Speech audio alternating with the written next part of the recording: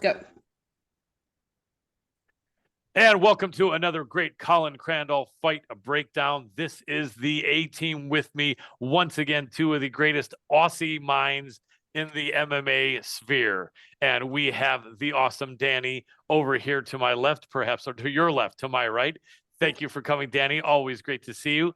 And we have the fantastic, super amazing magician of finding the best prop bets to make you the most money, none other than Aussie Fight Fan himself. How are you, brother? Good, mate. Good to see you. Good. Good to see you too. Danny, great to see you. Great to see both of you. So Thank you. we have an interesting one here. A couple of fight cards left before the big UFC 300 card. And this is one of them. This is a unique one. And so I think we are going to start. What should we do? I think we were thinking of starting from the top down. Is that what we're thinking of here as far as the main card, Yeah. or what were you guys? Yeah. Okay. And so why don't you take it away? Ladies first. We'll start with Danny.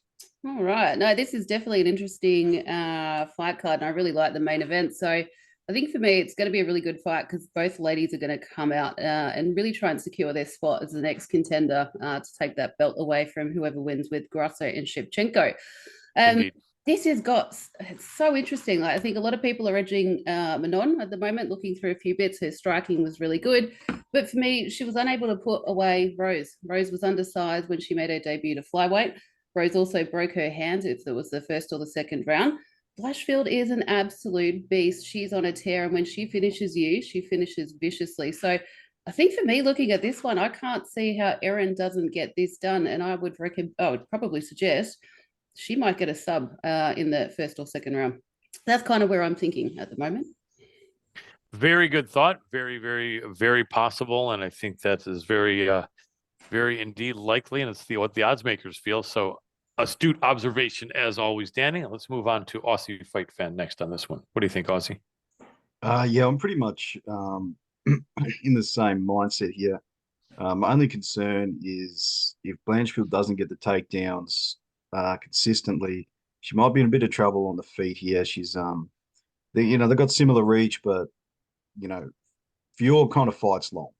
Um, Blanchfield really doesn't. If she doesn't close that distance, get the takedowns, and this becomes just a stand-up fight, I think she might be in for a bit of trouble here. So I think it probably goes a little bit later, but I do think the further the fight goes on, I think Blanchfield's probably got the edge on the grappling as the fight goes late.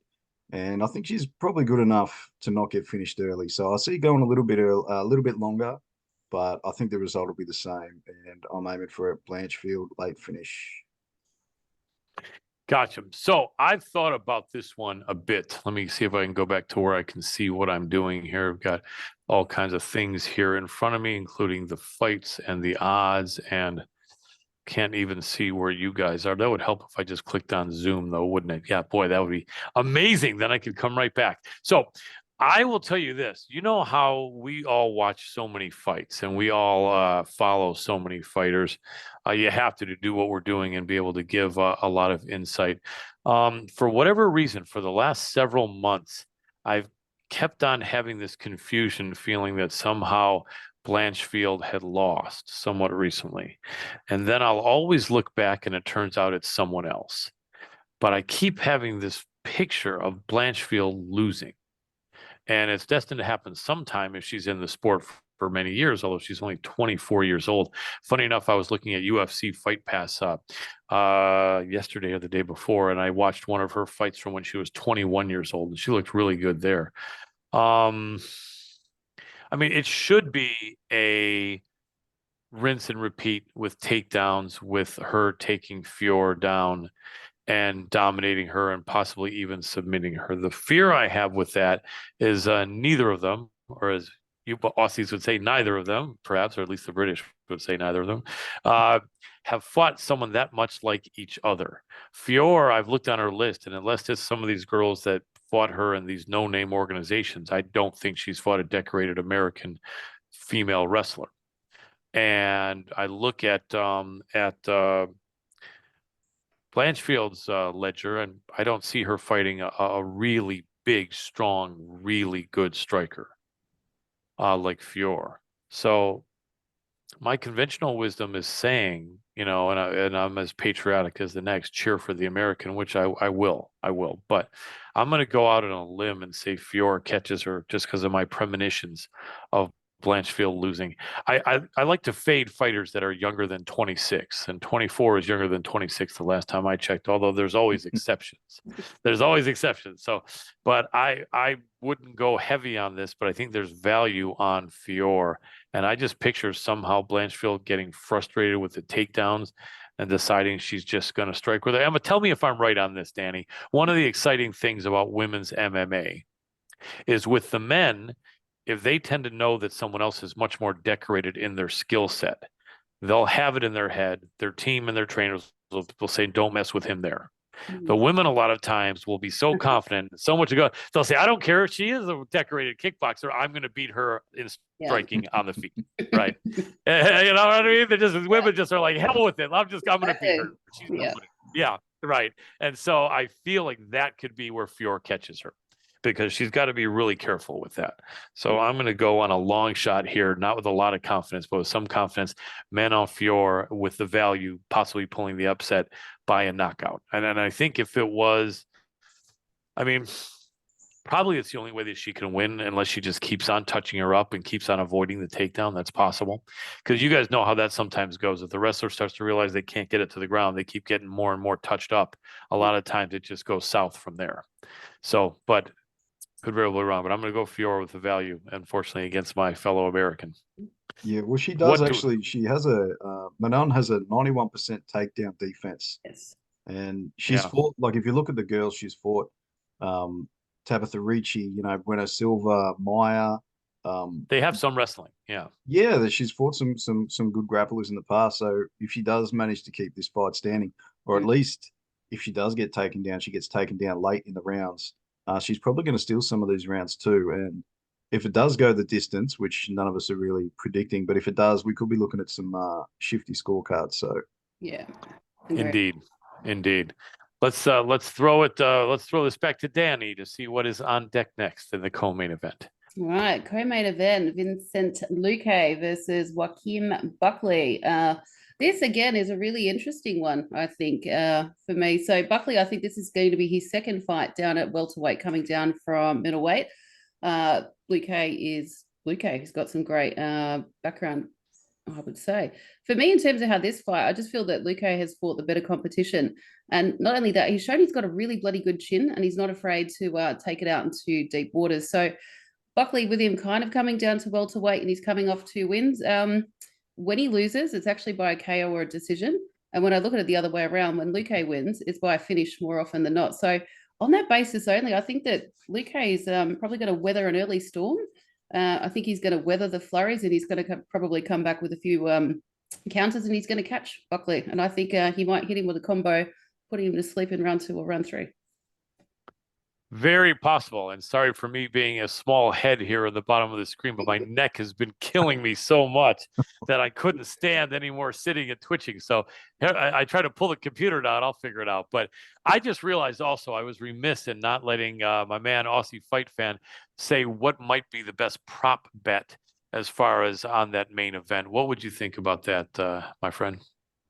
Yeah, well, the Blanchfield sub is pretty close to a decision line, which I wasn't too keen on. I ended up getting, wait, I'll just double check I'll see if I can bring this closer so I don't look like a tiny head at the bottom of the screen. Yeah, so I was kind of heads. Sorry. Kind of toying between Blanchfield over 1.5 rounds, so to win after 7.5 minutes.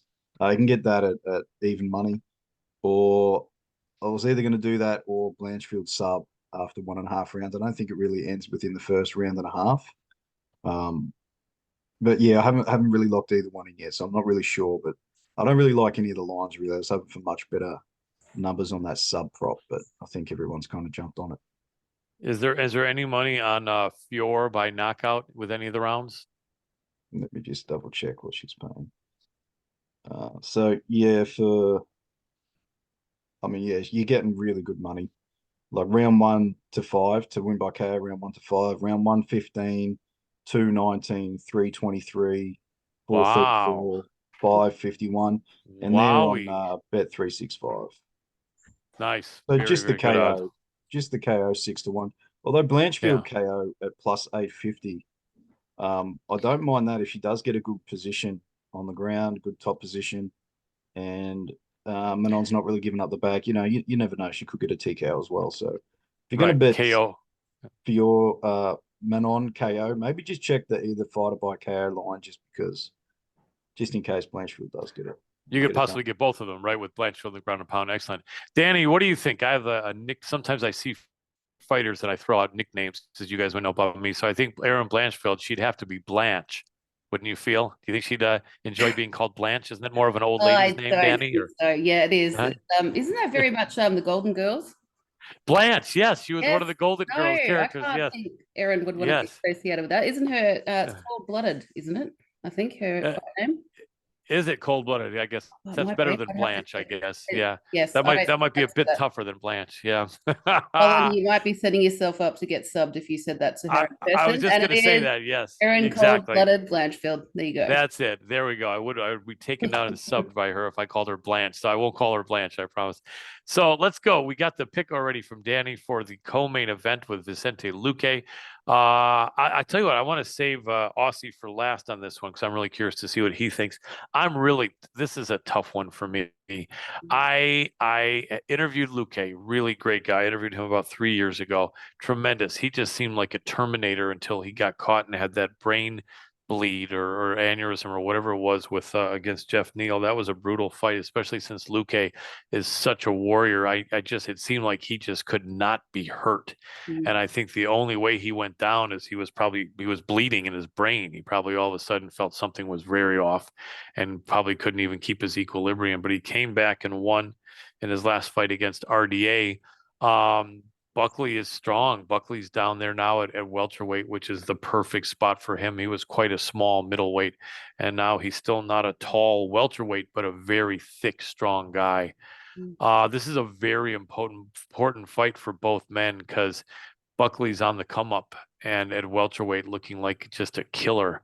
And whereas Luque kind of was derailed with that Neal fight, came back with the RDA fight, but it's still almost kind of a question mark. Buckley is on the right side of 30, as they say, at 29. I think Luque is just a little bit older, perhaps at 32, but I think this is so important to both of them because either one, I think this catapults into the top 10. And Luque, I think, was there for quite a while and I think may have fallen out. Buckley is, I think, close to that. And so, Buckley's fought out of Detroit for a while. He's from St. Louis, but he fought out of Murcielago MMA. My friend Curran Jacobs, who was Michigan State wrestling D1 wrestling captain a dozen years ago, was down there with Buckley and Chaos Williams, and it was giving them some real good looks in wrestling about 2020, 2021. And he said they were really good guys. Buckley is a really determined, tough guy. He's got some wrestling down. He's learning. He's young. So probably Buckley should win this fight, but Luque is so experienced.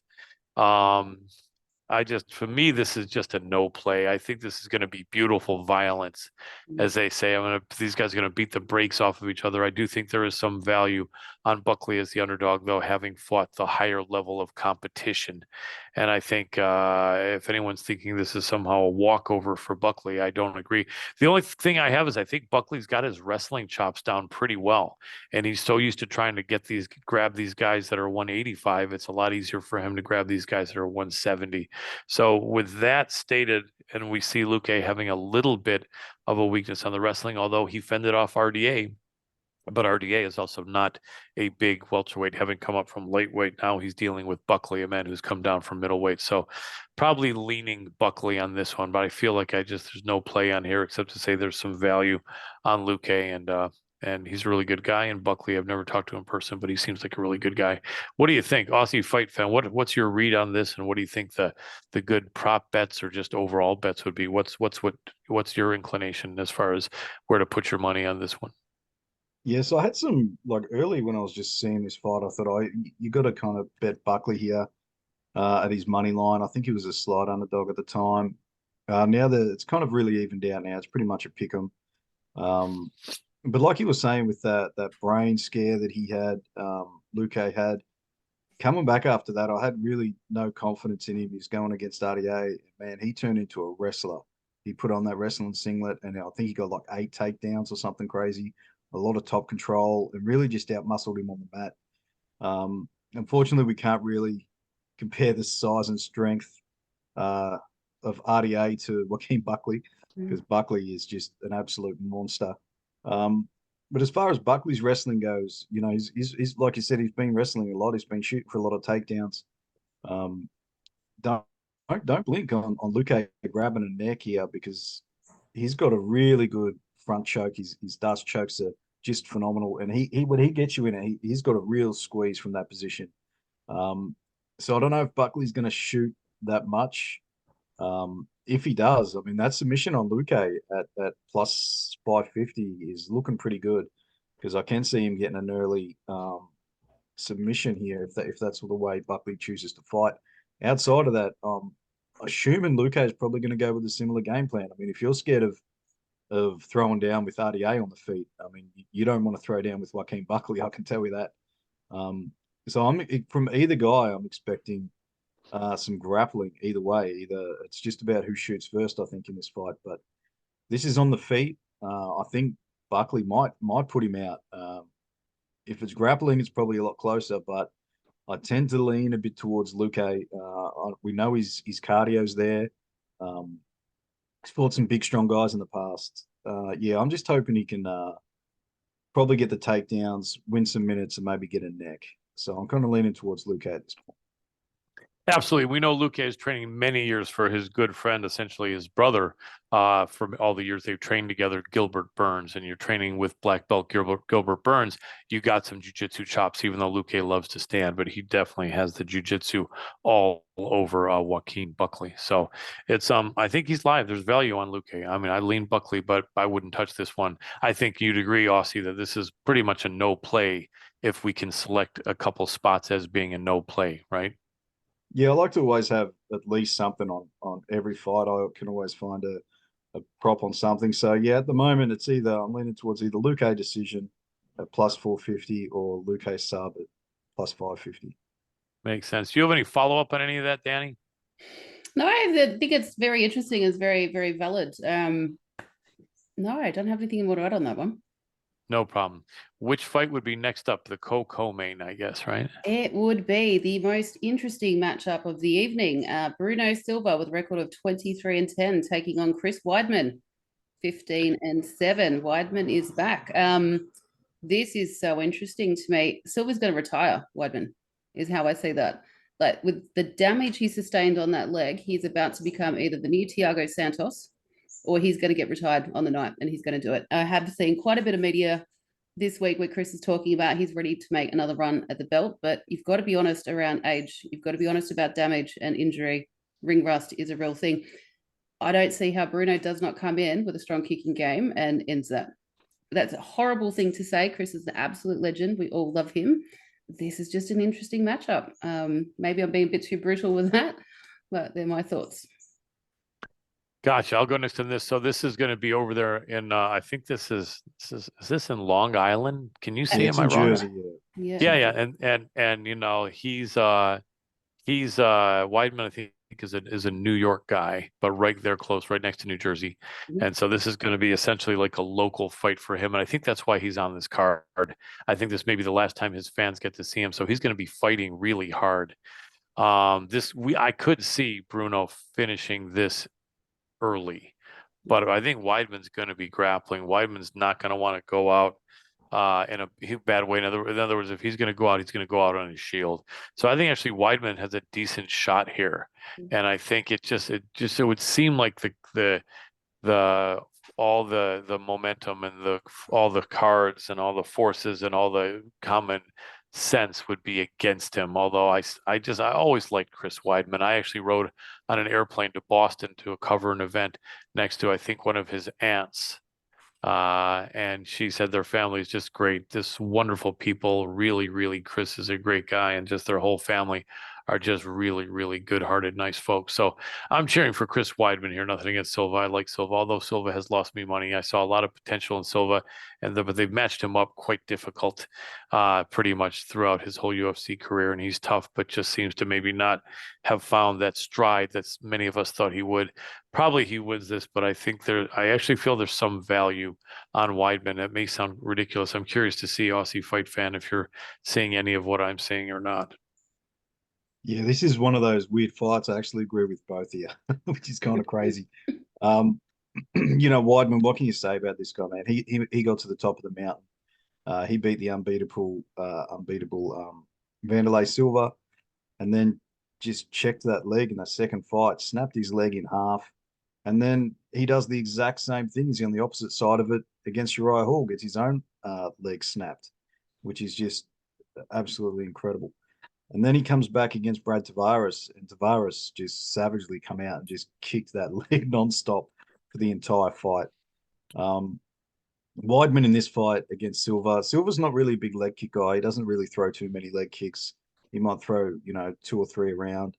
So unless he really makes that a part of his game plan here, which, like Danny said, he probably should.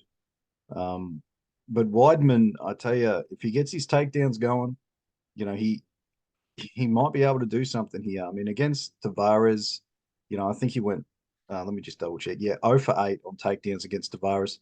But Tavares is really good takedown defense. Against Omari Akhmedov, he went, let me just double check. 5 from 16. So he never stopped shooting takedowns, and he got a bit of top control in that fight as well, especially in that last round, from what I remember. So, yeah, I'm kind of thinking if he comes out with that game plan, which he should not be standing with Bruno Silva. He should come in and get some takedowns and try to outmuscle him on the ground. I don't see him really risking position to go for submissions or anything like that. I think he's happy to win rounds here, 3-round fight. Bruno Silva gets taken down in the first round, he's probably getting up. If he gets taken in the second round, it might be a bit harder to get up. Come that third round, both these guys are going to be absolutely exhausted. And you never know, maybe Weidman's got one win left in him. Can probably get a decision here. I'll just double check the odds I got.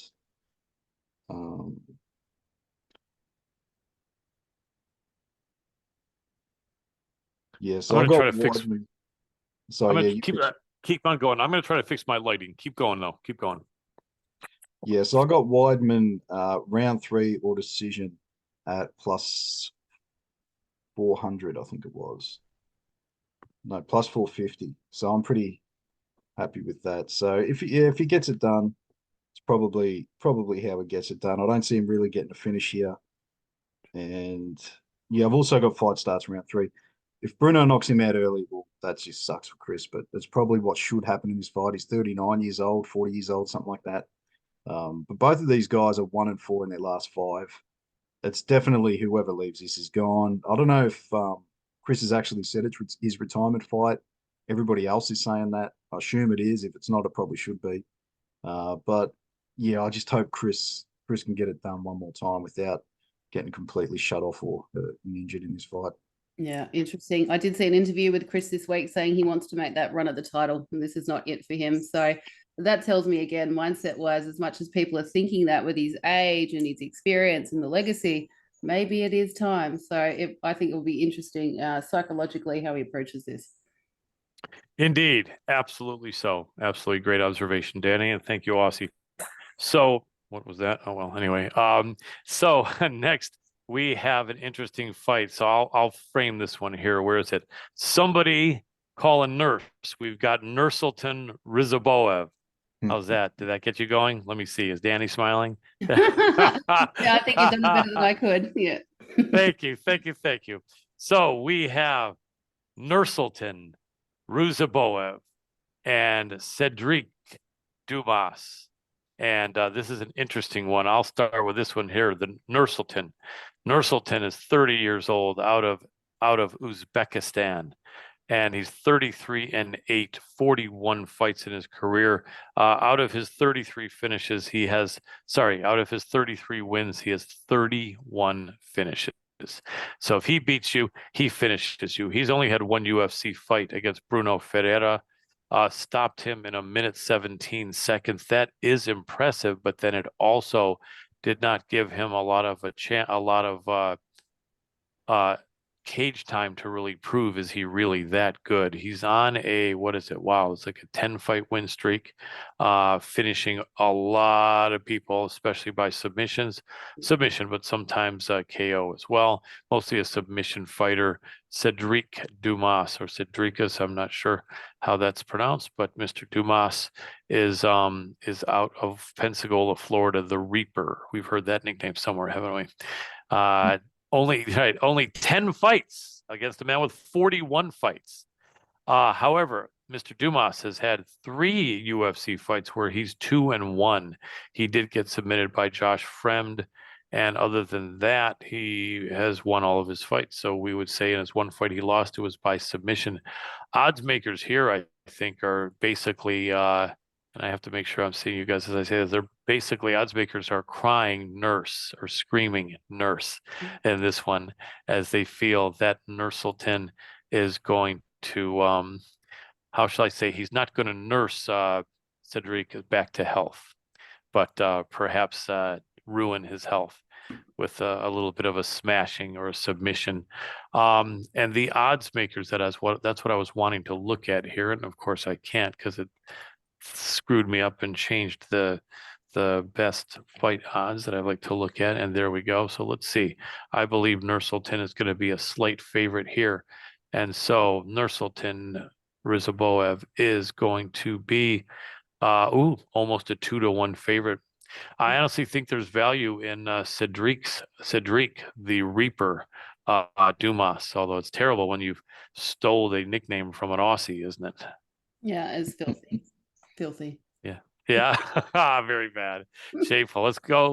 So Danny, let's go with you first. We'll go to Aussie after. What do you think on this one? Yeah, I think I'm going slightly in the opposite direction. Look, 33-8 is not the best record, but that is a lot of experience. Dumas fairly new, so it's hard to understand where his stock really is. So I think for me, I'm probably going to go with Ruzibiov, mostly because he's coming in on a 9-fight win streak, right? So there's going to be a lot of confidence around that. He did win his UFC debut. If he does get the win, he's going to submit Dumas in the first, because when I've looked back on the stats, when he finishes, it's mostly by sub, and when he does sub somebody, it's mostly in the first round. So I'm going to go that way. So in other words, can you say that you're calling the nurse on this one? Yes, I am. I am. Yes. I love it. Aussie, will you be calling for the nurse as well in this event, or what do you think? This guy is a really exciting fighter. I must have watched 15 of his fights this week. Oh wow. His last loss to this Boris guy was an insane fight. It was real back and forth. And this Boris guy, he ended up winning a unanimous decision. And then I looked up his record. He's 18-11 at the time when they fought this guy. So he's kind of in entertaining fights. Some guys he just walk straight over, and they have no real business being in there with him. But it seems to be the way that they're fighting over in this region. They're just fighting all the time. They're fighting each other non-stop. Sometimes he's had like 5 or 6 fights, 7 fights in a year. He's very active. One thing I noticed about him is he's got poor takedown defense. Most people, someone's going to get taken down, they go for that guillotine choke. He's the opposite. He'll kind of go for a Kimura every time. So whenever someone tries to take him down, he's grabbing that arm instead of the neck. And if he doesn't get the submission, which he has got it a bunch of times, he'll use that to sweep his opponent and end up on top, and then either finish the Kimura from on top or try to land some strikes and pass him out, armbar, whatever he decides to do. He's definitely going to have a big ground advantage here. He just doesn't have the cardio advantage, in my opinion. The fights where he's kind of lost, the fights have kind of gone a bit later. They've been, he's losing by decision, because come that last round, he really has nothing left here. He does have a lot of power early. We've seen in his last fight against Bruno Ferreira, knocked him out pretty clean in round 1. He came out there as a bit of an underdog and got the win there. As far as Dumas, I watched a bunch of his fights this week too. He has really, when I watched his first fighter, because I like to kind of watch him in order, I thought, man, this guy's going to get absolutely smoked. And then as the progression goes on, fight to fight, he's really improving a lot from fight to fight. And you can tell his little adjustments he's making. He really listens to his corner well. He's had a bit of been in the news lately. Doesn't look good. He beat up a female or something, and he's kind of got arrested for it 6 weeks ago or something crazy like that. So he's got a lot of other stuff on his mind. He's in the headlines for the wrong reason, but if he can come around here and get a win against this Ruziboev guy, I mean, who knows? I got a bit of money on Dumas to win by round 3 or decision, just because he might get that round 3 stoppage if Ruziboev really slows down. But I've also got Ruziboev to win in round 1 or 2. So I think I've kind of covered all my angles there. It should be a really good fight, though. No matter who wins, it should be just really entertaining. It could be one of the fights of the night, and that's probably why it's on the main card. Well said. Great research. Excellent. You guys know that we're not just playing here when we look at 15 fights from Nursultan Ruziboev outside the UFC. Kudos to Aussie Fight Fan. You know, all of you guys who are watching this, you guys should check in on our X Spaces. We have an amazing panel. We have some fun conversation. I was just remembering in one of the conversations several weeks back that I mentioned that one of our guests had been the ball boy in the match between John Newcomb and Rod Laver. And I forget, it was either one of you or Mick that asked him if that was this the truth? If that was true. I think I may have been the only one old enough that I could conceivably have been the ball boy in a John Newcomb versus Rod Laver match. But I would have been a very young, I would have been a little tiny ball boy back then. Well, somewhat small. Nevertheless, anyway, continue. I knew I'd get you smiling on that one, Danny. It's always fun, Colin. Always fun. Right. Thank you. Thank you. Let's continue on. Michelle, Go moving ahead, down the cards, and I think this has absolutely got fight of the night written all over it potentially. Bill Algeo versus Carl Nelson. Bill's coming in with a record of 18-7. Kyle, the Canadian's coming in at 15-5-1. I found this one hard to call. I think it's absolutely going to be a banger, and both of them are tough. Given both Nelson and Algier often go the distance, I could probably see this definitely going out to a decision. For me, it's probably whoever's going to land more damage and mixes in the grappling a little bit more. So with that, I think I'm going to edge Bill. He's got a bit more of that dog. I think he might get a 29-28 or something along those lines. I like that. I could see that. Let's go to Aussie Fight Fan first on this one next. Yep, I'm exactly the same. I think he's either going to win in round 3 or decision. To win on round 3 or decision was very close to his decision prop, so it's worth just digging a little deeper before you jump onto those decision lines. You get an extra 33% of the fight tied into the win equity there. Bill Algeo, he has outstruck everybody in every fight he's had except for one, which was, I think, Lamas, was it? Yeah, except for his loss to Ricardo Lamas, who took Algeo down 5 times. But other than that, he's outlanded everyone he's ever fought, and he really is good mixing it up. His body kicks, leg kicks, head strikes, he's all over you all the time. You get nowhere to breathe. If you're blocking high, he's going low. If you're checking the kicks, he's going to kick you in the stomach instead. He's really, really good fighter. He's an action fighter. And if this isn't an action fight, it's because Carl Nelson stuck the place out. Nelson, I'm really not big on him. I don't think he's that great. I guess he could probably get some takedowns here and win some top control. But outside of that, I don't see how he really wins this fight. I mean, he's probably going to be the one on the back foot. He'll be the one circling the cage, and it'll be Algeo kind of following him, hunting him down and landing the better shots as he does it. So, yeah, one of my more confident bets on the card, Algeo round 3 or decision. Very good. Do you remember as a kid you'd see how to put someone in a full Nelson? Did you learn that over in Australia, or was that only us Americans here? No, I learned about that. Yeah, we do mostly headlocks. Yeah, there you call them over there, I guess. Yeah, that's their hair, right? Is that what it is? Yeah, give him a little noogie there with the old. Yeah, that's yeah. But yeah, well, Kyle will be trying to put Algeo into a full Nelson on this one, but I do think he will not need. We will not need to end up calling the nurse on this one like we will for that Nursultan fight next. Nevertheless, being extra silly in this one, and my neck is feeling like it's breaking off. So this is going to be an unusual one. You guys saved this one. This is unusual Colin Crandall footage here with me looking like I'm about ready to jump out of my skin here with my neck hurting so much and still being wacky on top of it. Nevertheless, this is an interesting fight. Kyle is a good guy. I've interviewed Kyle a few times. He really got thrown to the wolves a bit early on in his UFC career, was out of the organization, and then came back and has looked good, if not great since then. But Aljo is definitely the favorite here for a reason.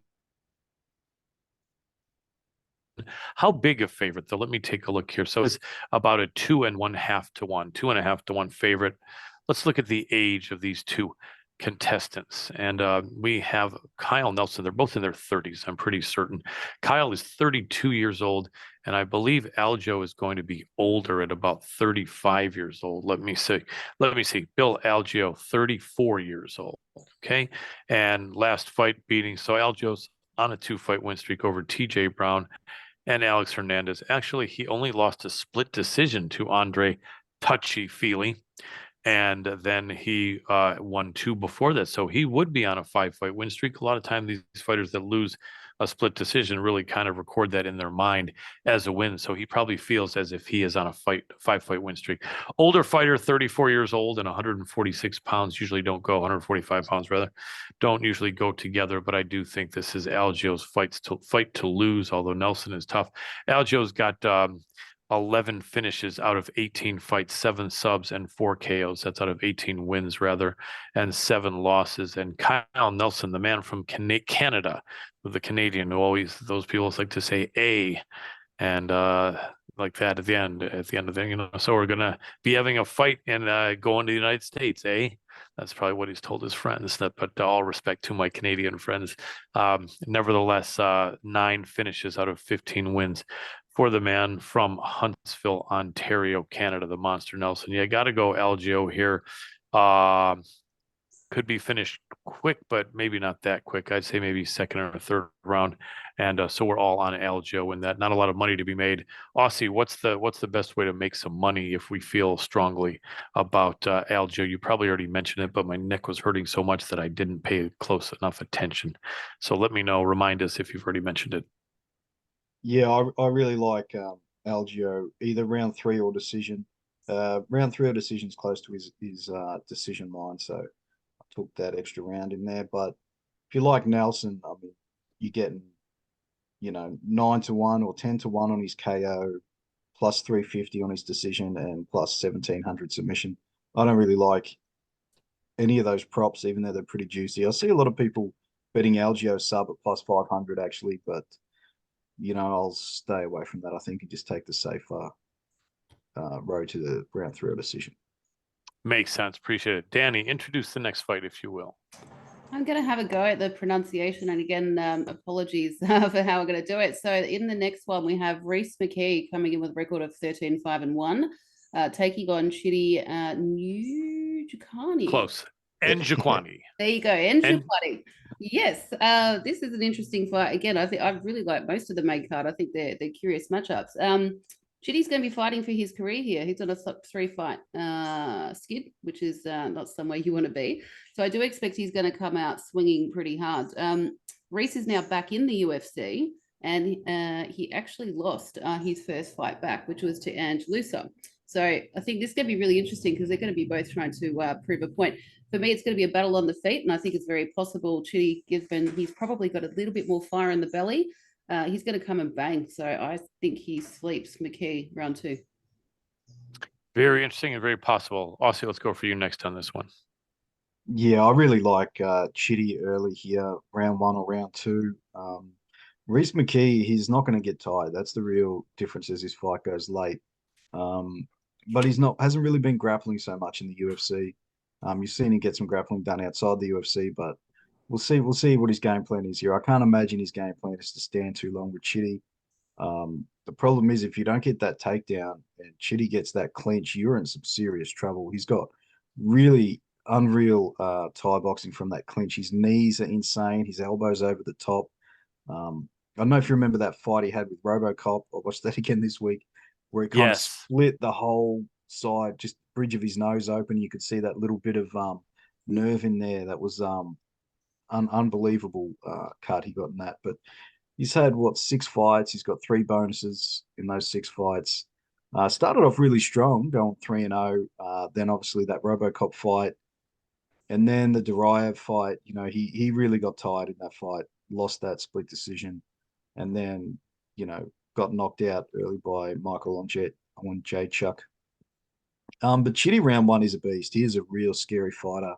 Big guy, strong guy, athletic. He's like I said, his clinch work is unbelievable. And if he gets Reese McKee, he's really going to overpower him in that clinch position. And that's where I hope Chitty's game plan is. And if so, I think he gets him out of there pretty early. I've just got a money line bet on Chitty. It was pretty close to his KO prop, so why risk it? I'll just take him his money line, and hopefully he gets it done early, so I don't have to sweat. Well said. Very possible. So Reese McKee, Skeletor, is the younger man here, 28 years old as opposed to 35 for Chidi. 18 fights for the younger man, 32 fights for Chidi. And Jaquani, Chidi's brother Anthony and Jaquani fought in the UFC for a while, and Chidi really having lit it up in Bellator. He didn't get his break until in the UFC until I think he was 32 or 33, which is unfortunate. I think he could have been really doing some damage early on. McKee out of Ireland, Northern Ireland, training at Next Generation Northern Ireland, a little bit shorter, but still nevertheless a tall fighter at 6'1", 170. 100% finish rate for Reese McKee with 10 KOs and 3 submissions out of his 13 wins. Losses came to Hamzat Chimaev, Alex Morono, Ange Lusa, all very, very tough fighters. Wins were against Jim Wallhead, who I think is nearly as old as me. All respect to him. And then some other good fighters actually that nobody's heard of. Well, there's Jai Herbert is actually good. He beat him in Bama 7.5 years ago. So it's so hard to know what McKee has, though he's a younger man. I think that in this fight, I would imagine Chidi is maybe a 2-1 favorite. Let's take a look. And not at all. No, only about 1.5 to 1 favorite. I think the odds makers are afraid of Skeletor here and thinking that he may do something. I always cheer for the older guys as an older guy myself here. Chidi really needs this win, but I'm afraid of this fight. I think McKee may do something, but I just don't know exactly what. I don't think this fight goes to the decision at all. And I think that cheering for the American, but I feel that the Irishman may do something good here. I know that sounds a little bit ambiguous, but I think this is going to be a good fight. I could have finished quickly. It could, but it could finish quickly either way. I think McKee, though, is going to surprise people and could possibly win this.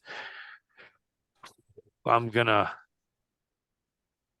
go and Jaquani, but not with a lot of confidence. And I actually may change my opinion and bet if proverbially, figuratively, because I don't think I'm going to do any betting, unfortunately, this time around. But I think I might change my selection, let's say, and predict Chidi, but predict McKee after a couple of days. Can I do it now? No, I'm going to go Chidi now. But again, I think McKee is live in this fight. It's going to be exciting. Continue on. I think we have one more, or does that complete what we wanted to do here? We only have I think that's the main it card. for the main card. Yeah, I've actually got to shoot off now. Yes. Well, this has been brilliant, and this is definitely great having you guys here. I'm glad I could show up here and have some crazy, wacky, silly off some on the mark, some off the mark stuff. And appreciate you guys a lot for the great analysis. I think we broke this down well, and I think you guys had some great decisive picks and selections. I think I was a bit indecisive on a couple, but I do think some of these fights are very close. And if you guys want to hear more what we have to say, check us out on the X Spaces tomorrow. Get an X account. Twitter is now X. And, you can come in and share your thoughts, be on the panel if you know your stuff, and talk to both of us. I think we all may be able to be there, or at least a couple of us, and we'll break it down more. But this is an interesting card, and I think I don't get that this one's going to be dull or boring. I think this is going to be action. Do you guys agree? I agree. We've got the Aussie Jacob Malkoon on the card taking on Andre Petrovsky. That's going to be very exciting from a bias perspective. The sleeper fight Indeed. is Verna Jandaroba versus Lupita Godinez. So Lupi, Godinez, yeah, Lupe bring Godinez. them, like, I've got a question why they're not on the main card. There's some very, I very know. fights in Yeah. this section. Very interesting. Yeah, that's gonna be an interesting fight. Lupe Godinez has been what you call pancaking women, Yeah. you know, smashing them on the ground. But now she's got a black belt in Brazilian Jiu-Jitsu. So does she want to be down there against Fiorina Chandiroba? Is the question. It'll be interesting. Good fight. Great breakdown, guys. You Aussies are the best. My friends and teammates, really appreciate you all so much. So I guess we shall wrap this one up for Aussie Fight Fan, Danny, the best MMA fangirl, Colin Crandall here. Thank you all again for joining us, and stay tuned. More to come from the three of us. Peace.